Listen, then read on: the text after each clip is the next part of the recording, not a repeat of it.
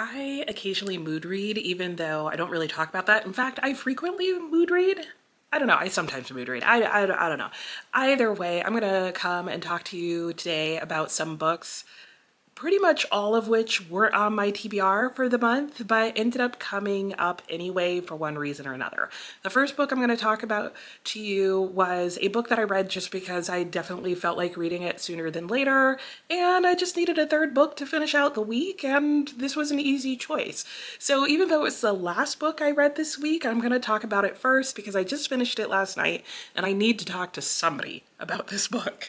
And that book is Sky Full of Elephants. This is a book that I had seen around for a couple of years now, I feel like, and only recently decided I wanted to read. So I actually picked it up earlier this year, maybe just a few months ago, and I did tab the crap out of this thing because, guys, I have thoughts. I have a lot of thoughts, and I had to write my thoughts down so I could figure out exactly what my thoughts are. Do you have those moments when you're reading and you're like, I don't even know what I think until I write it out, and then I understand myself better? I don't know. That's where things went with this book, and I don't necessarily mean that in a nice way. So I knew going into this work that it had pretty mixed reviews. I had seen some people love it. I saw some people hated it. I saw that a lot of people were like, I was really liking this book until, and I'm part of that last category of people. So let me go ahead and start by telling you what this book is about. This book is about Charlie and Sydney. It takes place a year after what is referred to as the event, where basically all the white people in the US one day hear a sound, stand up, and stop what they're doing and walk into the nearest body of water and unalive themselves.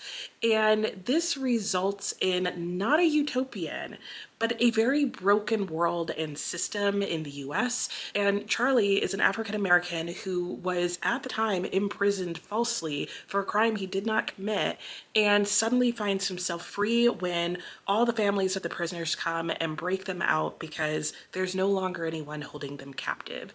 Sydney is his estranged daughter whom he's never met, who calls him one day to let him know that she wants his help to get to Orange Beach, Alabama, from where she lives in Wisconsin, so that she can go and basically join a community that she thinks she will belong to. And this book follows them on their journey from Wisconsin down to Orange Beach, Alabama, and everything that happens to them along the way in this new and broken US, because all of this happens only in the US. As the story progresses, we learn more about Charlie and his situation, why he was imprisoned, and how he's really seeking to just recover everything that has been lost to him over, I think it's like the 20 years he's been imprisoned for, false accusations, basically, to say the least.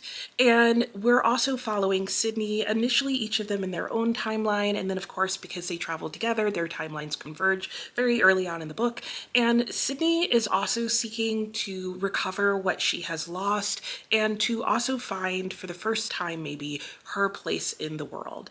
And the opening of this book was hands down my favorite part, where this book started, not the tragedy that happened to basically half the population of the US, but really the exploration of the themes and talking about the impact on that on a national level as well as a global level. Because in discussing that, the author of this book really gets into the global and national impact of racism in the US and racism in general, and what that does and what it leaves us with, and the poor options we are left with when we other people, when we exclude people, when we don't allow people access to lots of areas of life, and how much that prevents us from being full and complete as a world.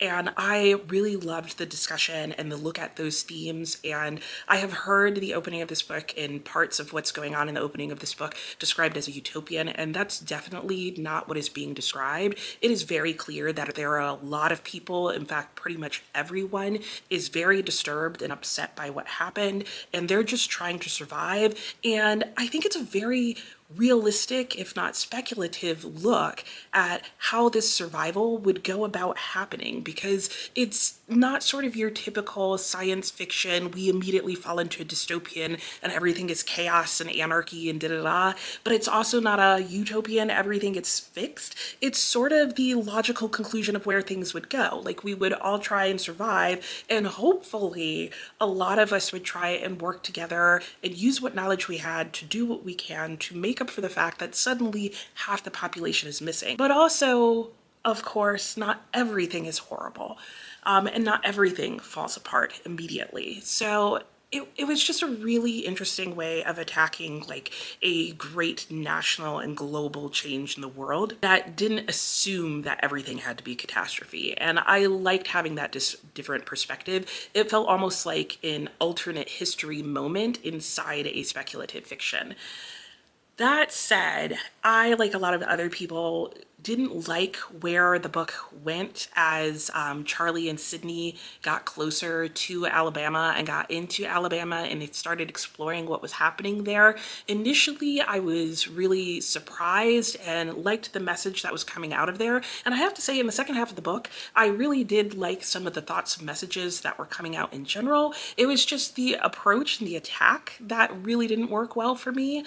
For one, the writing style, especially in the later half of the book, just became too floral, too poetic, too spiritual, and a couple of other things for me. There were just one too many metaphors that I didn't like, and I don't know, it just didn't hit for me. It felt too forced, I guess is how I would describe it. There was also an insertion of technology and an explanation of what was going on that I personally just felt like was unneeded and maybe a little over-explained. And I don't know, it just brought the book in a weird direction, and it kind of reminded me of Black Empire and some of the things that were going on in there, if you've read that work. And if you haven't, it just became a very like 1950s or 1940s feeling science fiction in a very like strange way. I don't know, I just couldn't understand why it went that way, why the author felt like it had to go there, but he took it there nonetheless, and I felt like it really covered up the message and the thoughts and the ideas that he wanted with just what felt like a weird layer of science fiction. And so that also didn't work for me. Neither did Sydney's character in the long run. I found her to be a very flat character. She felt too young, and so it kind of made her feel cringy throughout the book.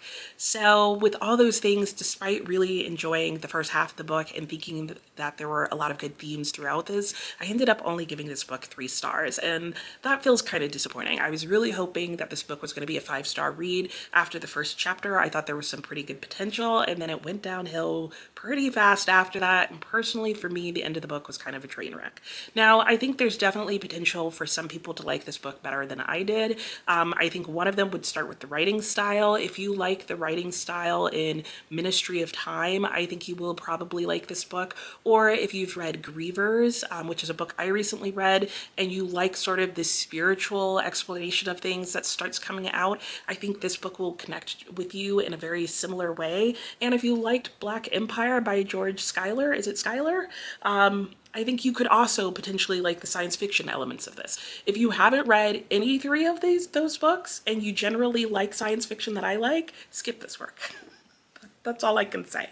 And I hate to say that, but I just feel like there are other books that I've read on the Black experience that maybe don't do exactly that, but address those themes in ways that I enjoyed better overall. So, oh well. And that brings me to a book that is a work of science fiction that I did like a lot. In fact, I really kind of loved this book, and I don't know, maybe this says a lot about me as a science fiction reader, but that work is We Are Legion, We Are Bob, and this book hit a lot of positives for me. The main idea behind this book is Robert Johansson, or Bob, has just sold his tech company for a ton of money, and the first thing he can think of doing is investing and signing away sort of his future self by signing up for his brain and head to be put in cryostasis. Not his whole body. They haven't figured out how to do that yet and whether it's worth it, but just his head and his brain. Because the idea is that if he puts that in cryostasis. By the time they figure out how to bring him back, they'll also have figured out how to bring back the rest of him or give him a new body or something along those lines. What could possibly go wrong? What's there to worry about? No big deal. So he signs up for that, and unfortunately for Bob, meets his demise, which was inevitable, I suppose. And he comes back 100 years later to find out that, yes, they have figured out how to bring him back, but as AI. And yeah, we get to journey with Bob as he sort of rediscovers as AI how to live life, what's going on Earth 100 years later, and eventually realizes that maybe he's better off out in space on a space mission than staying on planet Earth and helping them with those complications there, if you will. This book is a work of space adventure, space exploration. It looks at AI and human consciousness, identity, what does it mean to be self? And those are all things that I love to talk about and think about and read about in books. And the other thing I really enjoyed about this book is that it did it in a really fun and interesting way. Sometimes when you look at the concept of self and identity, it can get really sad. And while there were definitely sad moments in this book, I don't feel like that was the overwhelming emotion. For me personally, one of the best things in this book, of course, as always, this is the thing that's almost always going to get me, is the themes in this book. The exploration of the themes in this book, the discussions of them, the way they were handled and incorporated into the plot of the book was just really well done and really thoughtful, and it would pop up here and there so that it wasn't a really hard philosophical novel, but it was almost kind of a fun one. I liked the characters in this book and the variety of them, which, if you know this book, is like a funny thing to say, but yeah, it was just so fun and classic and yet new and fresh all at the same time, and there was just a lot to enjoy about it. One of the other interesting things that I found about this book is that while I would consider it hard sci-fi in terms of you are getting explanations of how certain things are working, I did find that the author did a good job of incorporating it in such a way that you could leave or take the science. So the science explanation for things is included in there, so if you want to learn more, study more, or understand how some of the things are working or happening, you will get that explanation. I thought it was done in a pretty quick way, and it was included in a context where contextually you could understand what was going on, even if you didn't understand the science. And I always think that's a nice way to handle hard sci-fi, when you put the science in there, but you leave it up to the reader how much time they want to take to understand. But if they do already understand, like, you get a little extra nugget in there for them. Now, speaking about extra nuggets in here, there are definitely a lot of Star Trek references in here, and while I don't want to say that's a negative, I think there's so many that if you're not a huge Star Trek fan, after a while it can kind of feel like, okay, I get it, we're Star Trek fans, like, let's move on. So that's definitely going to be something that is either going to really work for you, or you're just going to find it kind of like a flat note after a while. And for me, it was kind of more on the flat note side. I like Star Trek, but I'm not such a big fan that I could get all the references. So after a while, it kind of just left me unmoved. But overall, I did really enjoy this book. I'm pretty sure I gave this book 4.5 stars. If that's wrong, I will correct that up on the screen, but I really liked this. This is book 1 of the series. I do have this special edition, which was not intentional, but this book has been on my TBR for a while, and I did want to read it sooner or later because I did know that they have this special edition out. And yeah, I was going to get it from my library because my library has it. I love the Bob. But anyway, my library had the edition of the book. I did get it out from the library and start reading it there, but the library edition was actually really disgusting. And so partway through reading the book, I felt like I had read enough that I was like, yep, I don't mind owning this. And so I went ahead and got the first one. I do want to continue reading the series soon because, of course, now that I have it in hardcover in this new edition with the special sprayed edges and this and that, I kind of now want them all to be that way, but I still want to read each one and make sure I want it.